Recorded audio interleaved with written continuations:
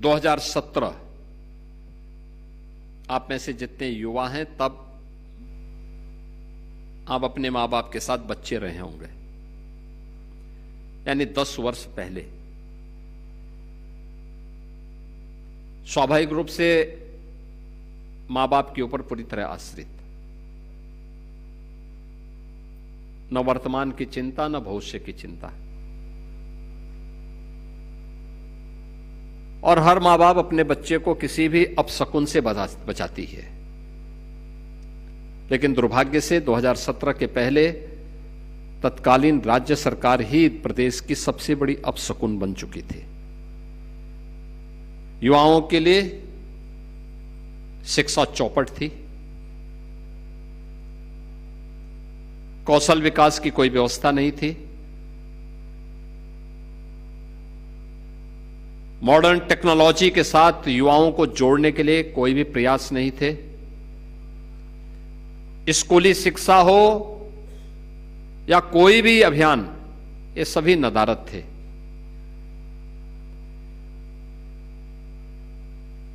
असुरक्षा का वातावरण था, न बेटी सुरक्षित थी, न व्यापारी सुरक्षित था। युवा के सामने पहचान का संकट था। अगर किसी ने कोई डिग्री ले ही ली, कहीं से कोई जाकर के प्रयास करके कोई डिग्री, कोई डिप्लोमा, कोई सर्टिफिकेट प्राप्त कर भी दिया तो यूपी के अंदर तो काम नहीं था, यूपी के बाहर जाता था तो यूपी के नाम पे लोग वैसे चिढ़ते थे, इसलिए यूपी के बाहर कोई सम्मान भी नहीं था। ये पहचान का संकट था। सरकारी नौकरी पर एक खानदान का अधिकार था। या तो नौकरी निकलती नहीं थी, नौकरी निकल गई तो चाचा भतीजे की जोड़ी वसूली के लिए भी निकल पड़ती थी, और बिना पैसे के कुछ काम होता नहीं था। न्यायालय को स्टे करना होता था।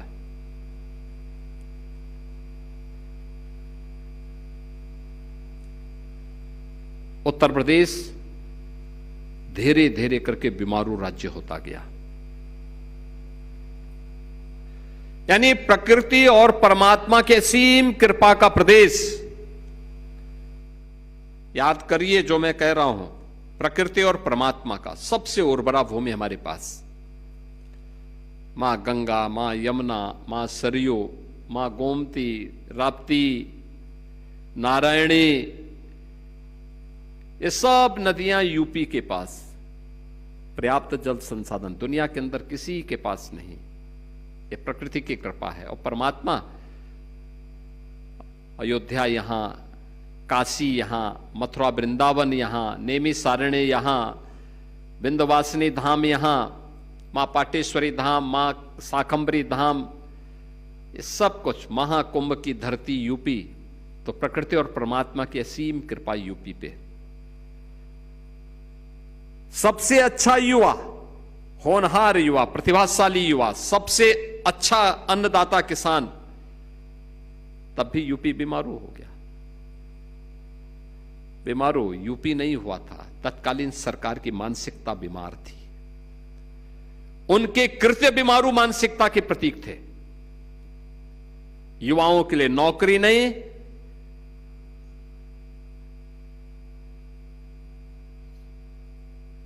जो सरकार अपने युवा की उपेक्षा करती हो, अपने कारीगर को प्लान करने के लिए मजबूर करती हो, अपने अन्नदाता किसान का अपमान करती हो, उस सरकार के लिए कोई जगह नहीं होनी चाहिए। सरकार नहीं, वह सिस्टम के नाम पर एक कलंक है। और 2017 के पहले यही होता था। 2017 के बाद कैसे परिवर्तन हुआ, आपको मैं एक उदाहरण बताता हूं। लखनऊ में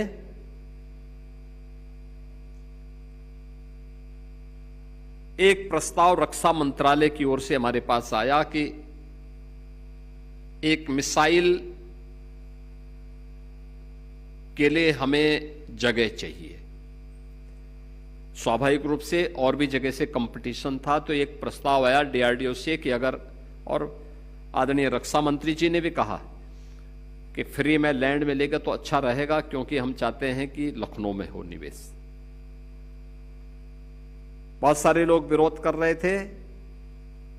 मैंने उस समय के अपने अपर मुख्य सचिव गृह, जो आज मुख्यमंत्री के सलाहकार के रूप में भी काम कर रहे हैं, अवनीश अवस्थी जी को मैंने कहा, अवस्थी जी थोड़ा देख के थोड़ा प्रयास करो कहाँ लैंड मिल सकती। कोरोना कालखंड था, ये लोग गए, इन्होंने एक जगह जमीन देखी, लगभग 200 एकड़ लैंड, कहा कि लैंड है, उसको हम तत्काल कर लेते हैं। हमने कहा आप लग करके इसको आगे बढ़ाइए। देखिए कोरोना के समय में सारा काम चल रहा था, हमने 200 एकड़ लैंड रक्षा मंत्रालय को फ्री में उपलब्ध करवाई कि भाई आप लीजिए, ब्रह्मोस मिसाइल लखनऊ में बनाइए। वे लोग आए, वो लोग, क्योंकि उसमें से एक कुछ लोग ऐसे भी थे जो चाहते थे ये यहां से बाहर चाहे कहीं और जगह लगे। हमने कहा नहीं, लखनऊ में लगेगा, और हमने कहा जो भी होगा हम देंगे। बहुत सारे लोगों ने कहा रे साहब यूपी जैसे राज्य में आप कर रहे हैं। हमने कहा चिंता मत करिए, देखना इसका लाभ होगा। जब उनका कार्य प्रारंभ हुआ, वे लोग मिलने के लिए आए, उन्होंने कहा था हमारे लायक कोई सेवा। मैंने कहा ये काम करना, आपका जब ये ब्रह्मोस मिसाइल का बनकर के तैयार होगा, आप सिलेक्शन करेंगे तो यूपी के नौजवानों को सिलेक्शन करना, एक सेंटर में कहीं एक जगह करना। उन्होंने कहा साहब हम भी चाहते हैं। मैंने फिर अवनीश अवस्थी जी को लगाया, AKTU को सेंटर बनाया। AKTU सिलेक्शन की इस प्रक्रिया का कैंपस सिलेक्शन करेगा। ऑपरेशन सिंदूर के ठीक 3 दिन पहले जब हम लोगों को इसको लॉन्च कर उसका उद्घाटन करना था, संजोग से माननीय रक्षा मंत्री जी नहीं आए, मुझे उस कार्यक्रम को करना पड़ा। मैं गया था। यूपी के 500 नौजवान जिन्होंने ITI किया, पॉलिटेक्निक किया था या इंजीनियरिंग किया था, क्या चेहरे पर चमक थी, हंसते हुए। मैंने कहा भी क्यों आप इतना हंस रहे हो? उन्होंने कहा साहब हमें हमारे लखनऊ में ही काम मिल गया। कहां के? कोई प्रतापगढ़ का, कोई रायबरेली का, कोई उन्नाव का, कोई कानपुर का, कोई बदायूं का, कोई बरेली का, कोई गोरखपुर, कोई आजमगढ़, कोई महाराजगंज, कोई बलरामपुर, कोई श्रावस्ती, कोई गोंडा, कोई अयोध्या। इन सभी जनपदों के युवा थे। तो मुझे लगा कि देखो, मैं जो विरोध झेल रहा था कि हमें 200 एकड़ लैंड नहीं देनी चाहिए, चलिए एक काम अच्छा हुआ कि हमारे 500 नौजवानों को सीधे सीधे नौकरी मिल गई। यानी 500 नौजवान अपने ही घर में रोजगार और नौकरी प्राप्त कर लिए। और जब मैं मंच पे गया तो उनके अधिकारी आए, उन्होंने कहा साहब हमारी ब्रह्मोस मिसाइल बन करके और कुछ बिक्री हो गई, उसका GST का पैसा है। मैंने कहा किसका पैसा? उन्होंने कहा ये राज्य सरकार को जो हमें GST देनी है। मैंने कहा कितने का है? कहा 65 करोड़ का। तो मैंने कहा भी ये तो आम और गुठली के दाम हो गए। हमारे युवाओं को नौकरी भी मिल गई और GST का पैसा भी हमें मिल रहा है। यानी कार्य करने की इच्छा शक्ति। यूपी का नौजवान यूपी में काम पाए, एक कल्पना थी, लेकिन आज साकार हो रही है। पिछले 9 वर्ष में ये डबल इंजन की सरकार ने यूपी के अंदर 9 लाख से अधिक नौजवानों को सरकारी नौकरी दी है। 9 लाख से अधिक। कोई नौजवान ये नहीं कह सकता, कोई नौजवान ये नहीं कह सकता कि उसको सिफारिश लगाने की आवश्यकता पड़ी। कोई नौजवान ये नहीं कह सकता कि पैसा देकर के उसका सिलेक्शन हुआ है। कोई सिफारिश से भी नहीं। हर नौजवान की मेरिट, नौकरी। ये सरकारी नौकरी है। 3.25 करोड़ नौजवान या कारीगर आज अपना स्वयं का MSME यूनिट का संचालन कर रहे हैं या वहां रोजगार प्राप्त कर रहे हैं। 3.25 crore. 96 lakh MSME unit UP के पास है, जो यूपी को कभी पहचान दिलाता था। मुरादाबाद का पीतल उद्योग, फिरोजाबाद का ग्लास उद्योग, मेरठ का स्पोर्ट्स का उद्यम, भदोई की कालीन, लखनऊ की चिकनकारी। मैं अभी आ रहा था, जब मैं प्रदर्शनी देख रहा था जो एग्जीबिशन लगी हुई है, एक एग्जीबिटर के पास गया, कहां से भाई? उसने कहा साहब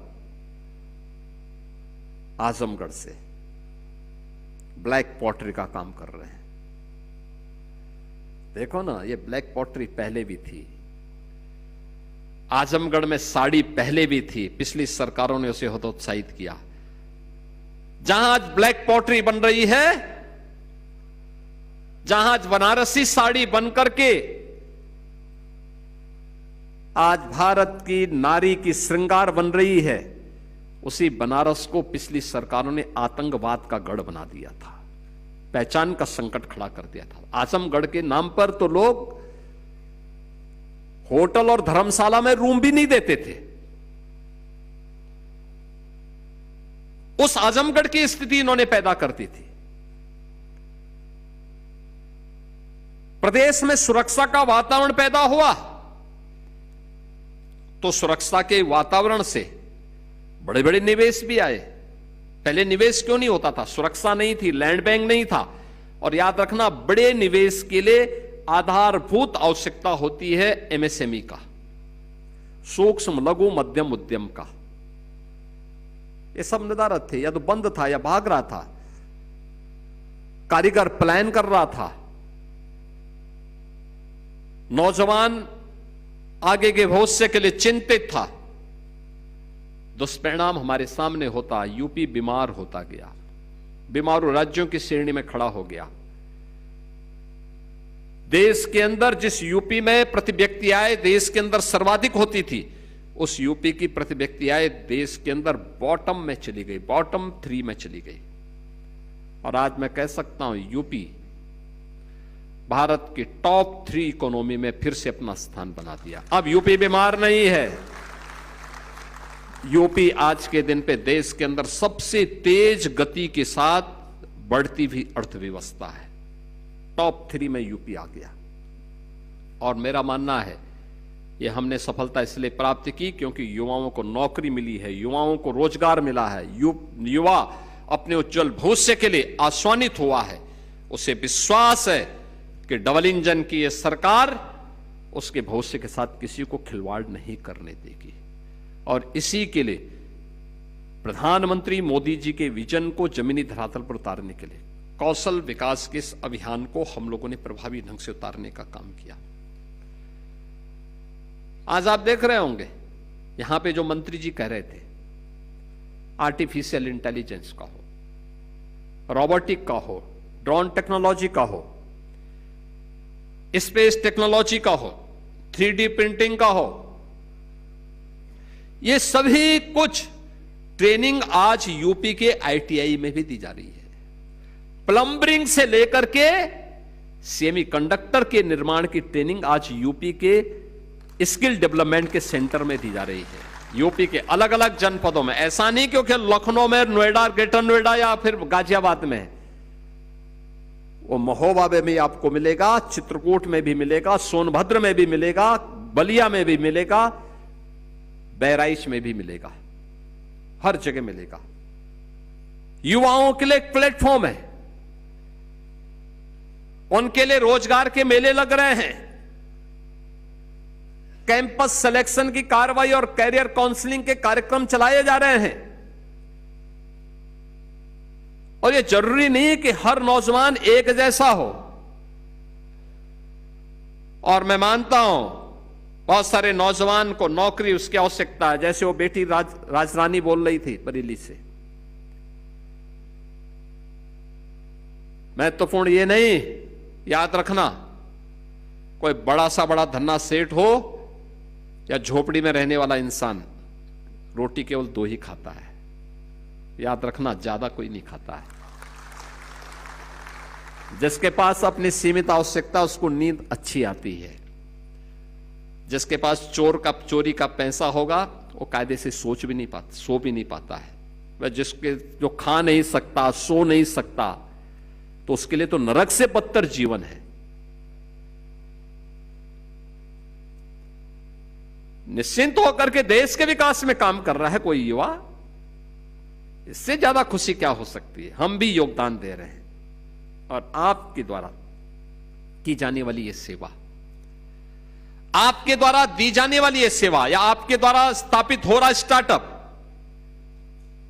जो आपको जॉब सीकर नहीं, जॉब क्रिएटर के रूप में आपको प्रस्तुत करता है, ये भारत की और विकसित भारत की और आत्मनिर्भर भारत की संकल्पना को पूरा करता है, जो प्रधानमंत्री मोदी जी ने देश की आजादी के शताब्दी महोत्सव के लिए भारत के नौजवानों के लिए टारगेट दिया है। और यही हर नागरिक का दायित्व है, अपने अपने क्षेत्र में कार्य करना, उस लक्ष्य को प्राप्त करने की दिशा में कदम बढ़ाना, और उस कदम को आगे बढ़ाने की दिशा में किए जाने वाले जो प्रयास है वो अत्यंत महत्वपूर्ण है। याद रखना, जीवन में हताशा और निराशा के लिए कोई अवसर नहीं, नए नए अवसर आए। आज तो हम यूपी के अंदर यूपी एग्रीज में भी काम कर रहे हैं, यानी एग्रीकल्चर के में टेक्नोलॉजी का उपयोग करते हुए कैसे किसान की आमदनी को और अच्छा आगे बढ़ाने के लिए काम किया, कैसे कर सकते हैं, उस दिशा में प्रयास।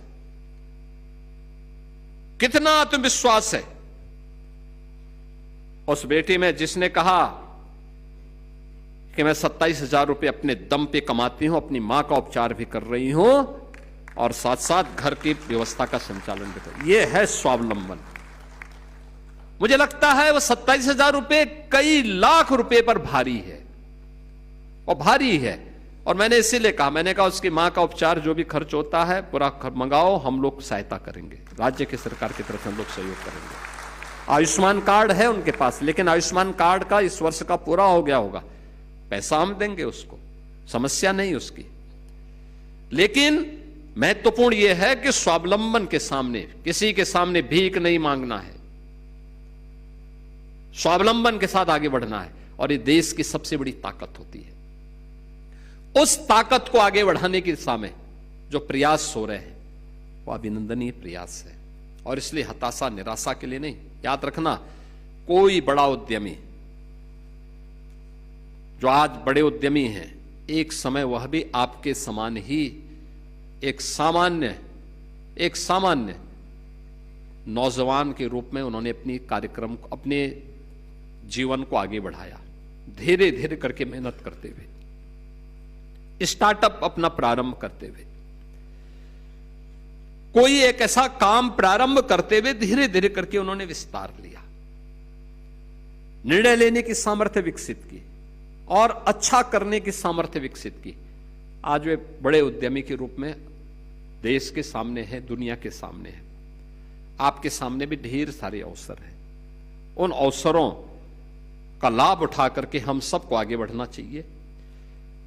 याद रखना, ये जो हमारा डेमोग्राफिक डिविडेंड के रूप में दुनिया का सबसे बड़ा युवा वर्कफोर्स है, इसकी स्किलिंग आज के दिन पर हमारे लिए बहुत महत्वपूर्ण है। काम की कमी नहीं, दुनिया आपका इंतजार कर रही है।